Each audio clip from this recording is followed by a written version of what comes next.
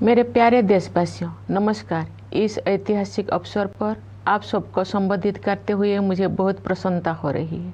गणतंत्र दिवस की पूर्व संध्या पर मैं आप सबको हार्दिक बधाई देती हूँ। आज से 75 वर्ष पहले 26 जनवरी के दिन ही भारत गणराज्य का आधार ग्रंथ यानी भारत का संविधान लागू हुआ था। लगभग 3 वर्ष के विचार विमर्श के बाद संविधान सभा ने 26 नवंबर 1949 के दिन संविधान को अंगीकृत किया था। इसी उपलक्ष्य में 26 नवंबर का दिन वर्ष 2015 से संविधान दिवस के रूप में मनाया जाता है। गणतंत्र दिवस का उत्सव सभी देशवासियों के लिए सामूहिक उल्लास और गौरव का विषय है। ये कहा जा सकता है कि किसी राष्ट्र के इतिहास में 75 साल का समय पलक झपकने जैसा होता है, लेकिन मेरी विचार से भारत के पिछले 75 वर्षों के संदर्भ में ऐसे बिल्कुल नहीं कहा जा सकता है। ये वो कालखंड है जिसमें लंबे समय से सोई हुई भारत की आत्मा फिर से जागी है और हमारा देश विश्व समुदाय में अपना समुचित स्थान प्राप्त करने के लिए अग्रसर हुआ है। विश्व के प्राचीनतम सभ्यताओं में शामिल भारत को ज्ञान और विवेक का उद्गम माना जाता था, लेकिन भारत को एक अंधकारमय दौर से गुजरना पड़ा। औपनिवेशिक शासन में अमानवीय शोषण के कारण देश में घोर गरीबी व्याप्त हो गई। आज के दिन सबसे पहले हम उन शूरवीरों को याद करते हैं जिन्होंने मातृभूमि को विदेशी शासन की बेड़ियों से मुक्त करने के लिए बड़ी से बड़ी कुर्बानी दी। उनमें से कुछ स्वाधीनता सेनानियों के बारे में लोग जानते हैं, लेकिन बहुतों के बारे में उन्हें जानकारी नहीं थी। इस वर्ष हम भगवान बिरसा मुंडा की 150वीं जयंती मना रहे हैं। वे ऐसे अग्रणी स्वाधीनता सेनानियों में शामिल हैं जिनकी भूमिका को राष्ट्रीय इतिहास के संदर्भ में आप समुचित महत्व दिया जा रहा है। 20वीं सदी के आरंभिक दशकों में स्वाधीनता सेनानियों के संघर्षों ने संगठित राष्ट्रव्यापी आंदोलन का रूप ले लिया। देश का सौभाग्य था कि महात्मा गांधी, रविंद्रनाथ टैगोर और बाबा साहेब आम्बेडकर जैसे महान विभूतियों ने हमारे देश के लोकतांत्रिक मूल्यों को फिर से जीवंत बनाया। न्याय, स्वतंत्रता, समता और बंधुता केवल सैद्धांतिक अवधारणाएं नहीं है, जिनका परिचय हमें आधुनिक युग में प्राप्त हुआ है। ये जीवन मूल्य तो सदा से हमारी सभ्यता और संस्कृति का अंग रही है। नव स्वाधीन भारत के संविधान और गणराज्य के भविष्य को लेकर जो आलोचक संदेह व्यक्त करते थे, उन लोगों को इन्हीं जीवन मूल्यों के बल पर पूरी तरह से गलत सिद्ध किया जा सका। भारत के गणतांत्रिक मूल्यों का प्रतिबिंब हमारी संविधान सभा की संरचना में भी दिखाई देता है। उस सभा में देश के सभी हिस्सों और सभी समुदायों का प्रतिनिधित्व था। सबसे अधिक उल्लेखनीय बात ये है कि संविधान सभा में सरोजिनी नायडू, राजकुमारी अमृतकर, सुचेता कृपलानी, हंसाबेन मेहता और मालती चौधरी जैसे 15 असाधारण महिलाएं भी शामिल थी। दुनिया के कई हिस्सों में जो महिलाओं की समानता को एक सुदूर आदर्श समझा जाता था, तो भारत में महिलाएं राष्ट्र की नियति को आकार देने में सक्रिय योगदान दे रही थी। हमारा संविधान एक जीवंत दस्तावेज इसीलिए बन पाया है क्योंकि नागरिकों की निष्ठा सदियों से हमारी नैतिकता परक जीवन दृष्टि का प्रमुख तत्व रही है। हमारा संविधान भारतवासियों के रूप में हमारी सामूहिक अस्मिता का मूल आधार है, जो हमें एक परिवार की तरह एकता के सूत्र में पिरोता है। पिछले 75 वर्षों से संविधान ने हमारी प्रगति का मार्ग प्रशस्त किया है। आज के दिन हम संविधान सभा के प्रारूप समिति के अध्यक्ष डॉक्टर भीमराव अंबेडकर, सभा के अन्य प्रतिष्ठित सदस्यों, संविधान के निर्माण से जुड़े विभिन्न अधिकारियों और ऐसे अन्य लोगों के प्रति अपनी कृतज्ञता व्यक्त करते हैं जिनके कठिन परिश्रमों के फलस्वरूप हमें ये विलक्षण ग्रंथ प्राप्त हुआ। प्यारे देशवासियों, संविधान लागू होने के बाद के ये 75 वर्ष हमारे युवा गणतंत्र की सर्वांगीण प्रगति के साक्षी है। स्वाधीनता के समय और उसके बाद भी देश के बड़े हिस्सों में घोर गरीबी और भूखमरी की स्थिति बनी हुई थी, लेकिन हमारा आत्मविश्वास कभी डिगा नहीं। हमने ऐसे परिस्थितियों के निर्माण का संकल्प लिया जिनमें सभी को विकास करने का अवसर मिल सके। हमारे किसान भाई बहनों ने कड़ी मेहनत की और हमारे देश को खाद्यान्न उत्पादन में आत्मनिर्भर बनाया। हमारे मजदूर भाई बहनों ने अथक परिश्रम करके हमारा इंफ्रास्ट्रक्चर और मैन्युफैक्चरिंग सेक्टर का कायाकल्प कर दिया। उनके शानदार प्रदर्शन के बल पर आज भारतीय अर्थव्यवस्था विश्व के आर्थिक परिदृश्य को प्रभावित कर रही है। आज का भारत अंतर्राष्ट्रीय मंच पर नेतृत्व की स्थिति हासिल कर रहा है। संविधान में निर्धारित रूपरेखा के बिना ये व्यापक परिवर्तन संभव नहीं हो सकता था। हाल के वर्षों में आर्थिक विकास की दर लगातार ऊंची रही है, जिससे हमारी युवाओं के लिए रोजगार के अवसर पैदा हुई है। किसानों और मजदूरों के हाथों में अधिक पैसा आया है तथा बड़ी संख्या में लोगों को गरीबी से बाहर निकाला गया है। साहसिक और दूरदर्शी आर्थिक सुधारों के बल पर आने वाले वर्षों में प्रगति की ये रफ्तार बनी रहेगी। समावेशी विकास हमारी प्रगति की आधारशिला है, जिससे विकास का लाभ व्यापक स्तर पर अधिक से अधिक देशवासियों तक पहुंचता है। सरकार द्वारा वित्तीय समावेशन को सर्वोच्च प्राथमिकता दी जा रही है। इसलिए प्रधानमंत्री जन धन योजना, प्रधानमंत्री जीवन ज्योति बीमा योजना, प्रधानमंत्री सुरक्षा बीमा योजना, मुद्रा योजना, स्टैंड अप इंडिया और अटल पेंशन योजना जैसी वित्तीय समर्थन योजनाओं का विस्तार किया गया है, ताकि अधिक से अधिक लोगों तक विभिन्न प्रकार की वित्तीय सहायता पहुंचाए जा सके। ये भी एक बहुत महत्वपूर्ण बदलाव है कि सरकार ने जन कल्याण को नई परिभाषा दी है, जिसके अनुसार आवास और पेयजल जैसी बुनियादी ज़रूरतों को अधिकार माना गया है। वंचित वर्गों के लिए, विशेष रूप से अनुसूचित जातियों, अनुसूचित जनजातियों तथा अन्य पिछड़े वर्गों की सहायता के लिए सभी प्रयास किए जा रहे हैं। अनुसूचित जातियों के युवाओं के लिए प्री मैट्रिक और पोस्ट मैट्रिक छात्रवृत्तियाँ, राष्ट्रीय फेलोशिप, विदेशी छात्रवृत्तियाँ, छात्रावास और कोचिंग सुविधाएं दी जा रही है। प्रधानमंत्री अनुसूचित जाति अभ्युदय योजना द्वारा रोजगार और आमदनी के अवसर उत्पन्न करके अनुसूचित जातियों के लोगों की गरीबी को तेजी से कम किया जा रहा है। अनुसूचित जनजाति समुदायों के सामाजिक एवं आर्थिक विकास के लिए विशेष योजनाएं बनाई गई है, जिनमें धरती आबा जनजातीय ग्राम उत्कर्ष अभियान और प्रधानमंत्री जनजातीय आदिवासी न्याय महाअभियान PM जनमन शामिल है। विमुक्त, घुमंतु और अर्ध घुमंतु समुदाय के लिए विकास एवं कल्याण बोर्ड का गठन किया गया है। पिछले एक दशक में सड़कों और रेल मार्ग, बंदरगाह और लॉजिस्टिक हब्स सहित फिजिकल इंफ्रास्ट्रक्चर के विकास पर बल दिया गया है। इससे एक ऐसा मजबूत आधार विकसित हो गया है जो आने वाले दशकों में विकास को संबल प्रदान करेगा। सरकार ने वित्त के क्षेत्र में जिस तरह से प्रौद्योगिकी का उपयोग किया है, वो एक मिसाल है।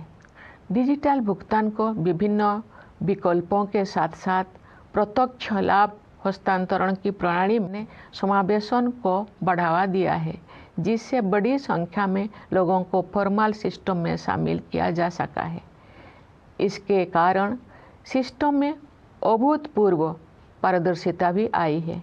इस प्रक्रिया में कुछ वर्षों के दौरान ही हमने एक ऐसा मजबूत डिजिटल पब्लिक इंफ्रास्ट्रक्चर विकसित कर लिया है जो विश्व की श्रेष्ठतम संरचनाओं में से एक है।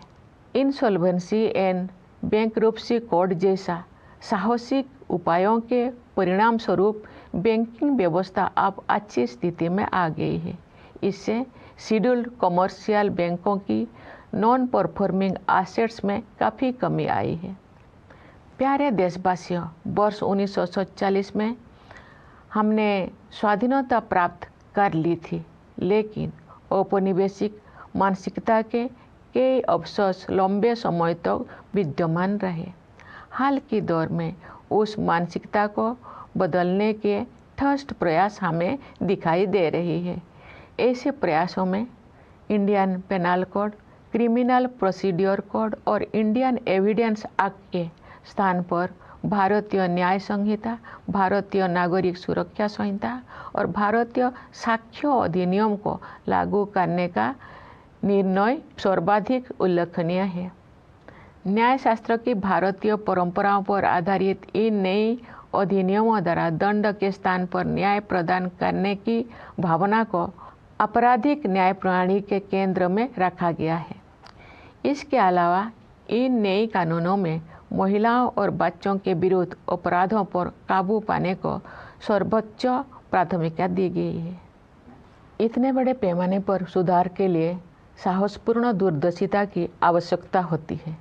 देश में चुनाव को एक साथ संपन्न कराने के लिए संसद में पेश किया गया विधेयक एक और ऐसा प्रयास है जिसके द्वारा सुशासन को नए आयाम दिया जा सकते हैं।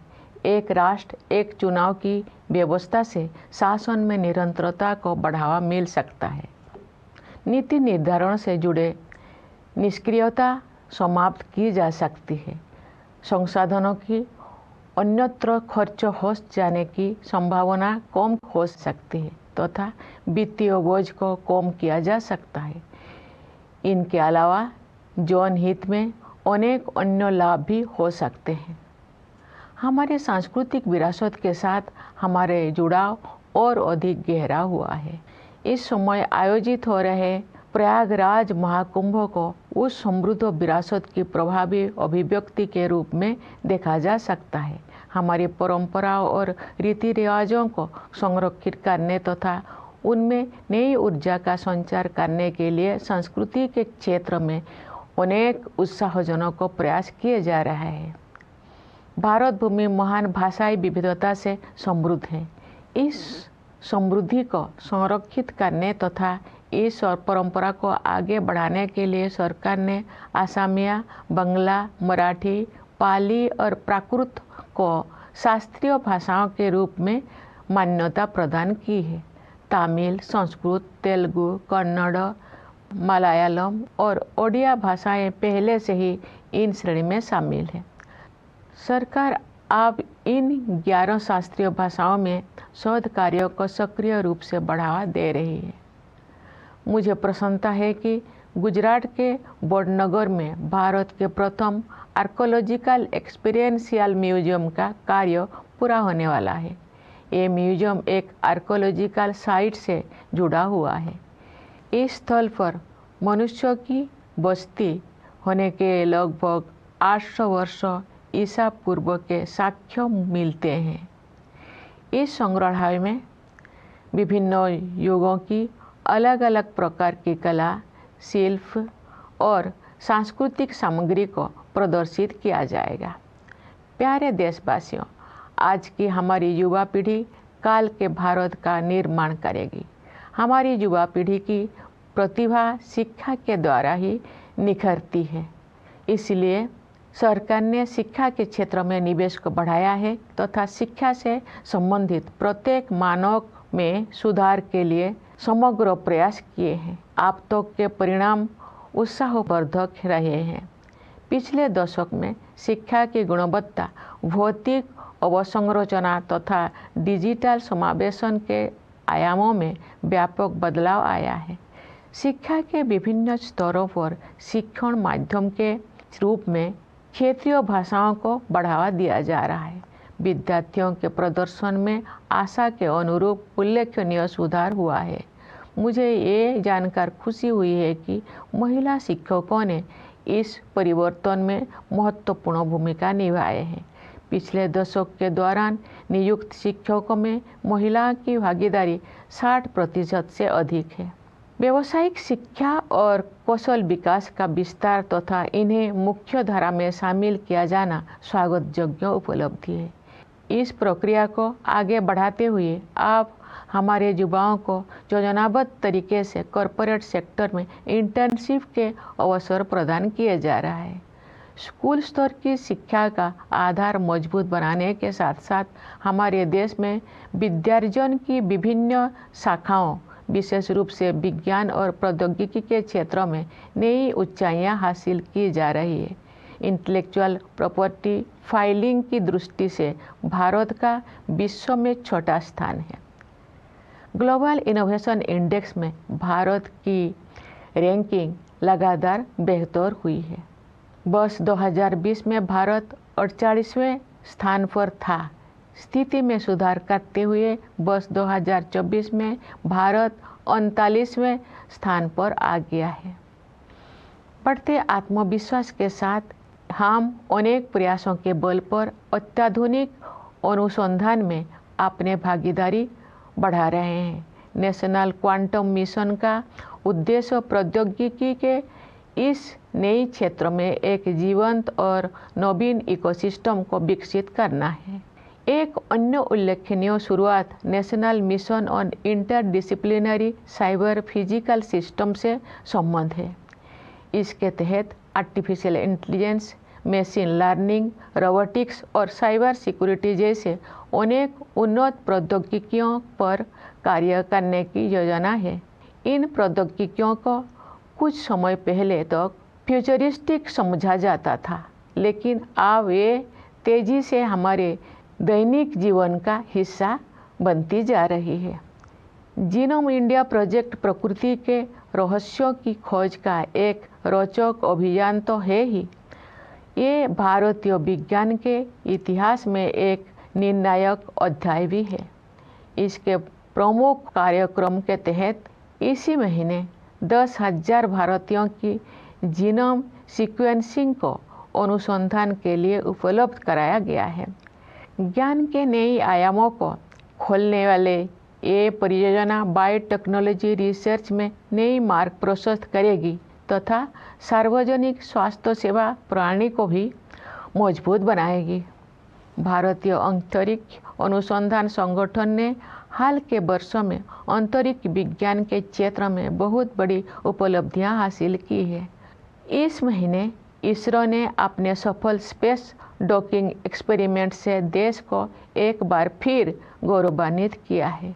भारत अब विश्व का चौथा देश बन गया है जिसके पास ये क्षमता उपलब्ध है। एक राष्ट्र के रूप में हमारा बढ़ता आत्मविश्वास खेलों के क्षेत्र में भी दिखाई देता है। हमारे खिलाड़ियों ने सफलता के प्रभावशाली अध्याय रचे हैं। पिछले वर्ष हमारे खिलाड़ियों ने ओलंपिक खेलों में अच्छा प्रदर्शन किया है। पैरा ओलंपिक खेलों में हमने अपना अब तक का सबसे बड़ा दल भेजा जिसने अब तक का सर्वश्रेष्ठ प्रदर्शन किया। फीडे शतरंज ओलंपियाड में हमारे खिलाड़ियों ने विश्व समुदाय को अपने प्रदर्शन से प्रभावित किया तथा पुरुषों और महिला खिलाड़ियों ने स्वर्ण पदक जीते। वर्ष 2024 में डी गुकेश ने अब तक का सबसे कम उम्र का विश्व चैंपियन बनकर इतिहास रच दिया। देश भर में जमीनी स्तर पर प्रशिक्षण सुविधाओं में बहुत सुधार हुआ है और इसके बल पर हमारे खिलाड़ियों ने विजयी होकर हमें गौरवान्वित किया है। साथ ही उन्होंने अगले पीढ़ी को और भी ऊंचे लक्ष्य प्राप्त करने के लिए प्रेरित किया है। विदेशों में रहने वाले हमारे भाई बहनों ने हमारी संस्कृति और सभ्यता के सबसे उज्जवल पक्षों को विश्व के विभिन्न हिस्सों में पहुंचाया है और अनेक क्षेत्रों में अपनी उपलब्धियों से हमें गौरवान्वित किया है। उन्होंने हमेशा स्वयं को भारत की गौरव गाथा से जोड़े रखा है। जैसा कि मैंने इसी महीने प्रवासी भारतीय दिवस के अवसर पर कहा था, वर्ष 2047 तक विकसित भारत के निर्माण में प्रवासी भारतीयों की सक्रिय और उत्साहपूर्ण भागीदारी पर मुझे पूरा भरोसा है।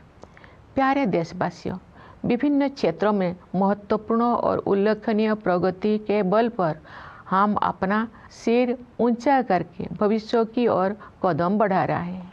हमारे युवा, विशेषकर हमारी बेटियां, देश के उज्जवल भविष्य का निर्माण करेगी।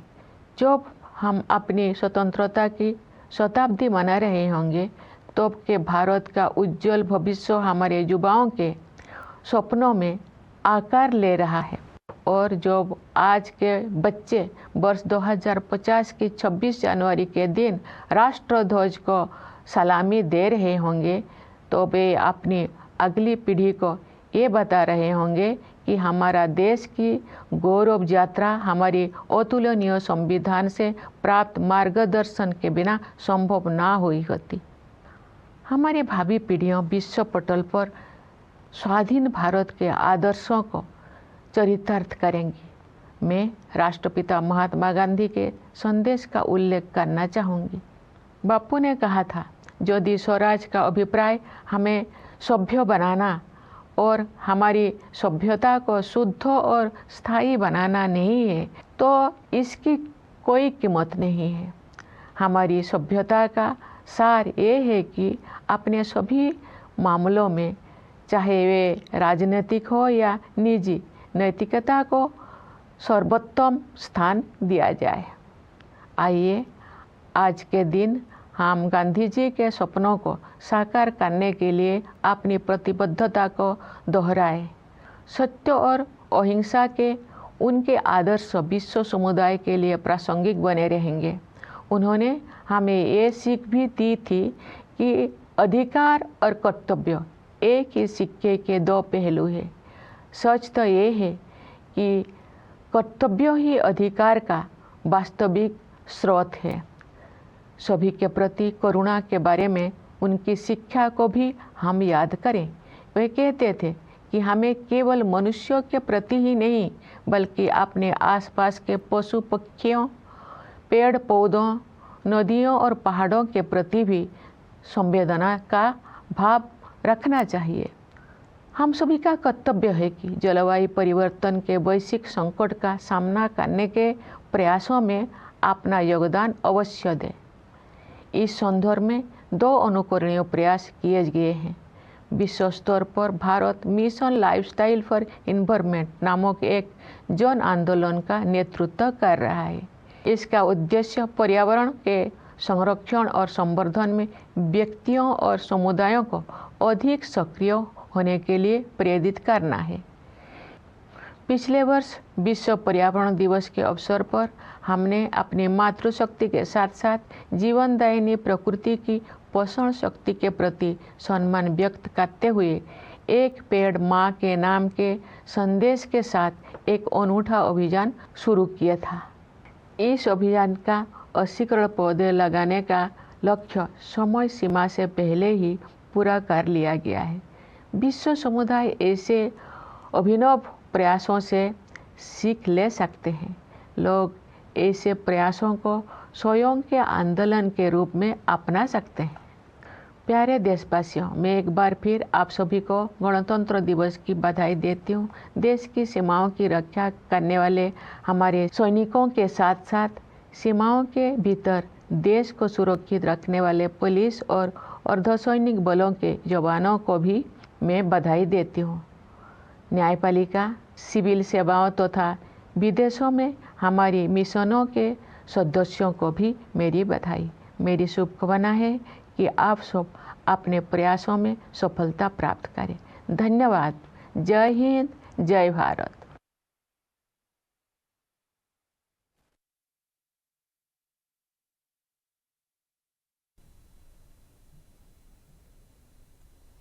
तो आप गणतंत्र दिवस की पूर्व संध्या पर राष्ट्रपति द्रौपदी मुर्मू का ये संबोधन सुन रहे थे।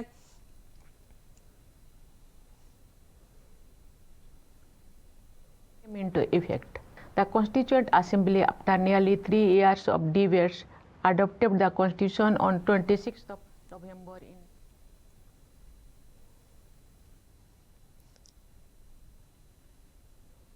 तो गणतंत्र दिवस के पूर्व संध्या पर आप राष्ट्रपति द्रौपदी मुर्मू का यह संबोधन सुन रहे थे। राष्ट्रपति का संबोधन देश के नाम था, जिसमें गणतंत्र दिवस को लेकर उन्होंने शुभकामनाएं दी। साथ ही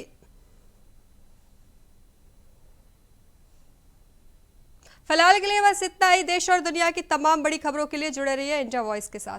नमस्कार।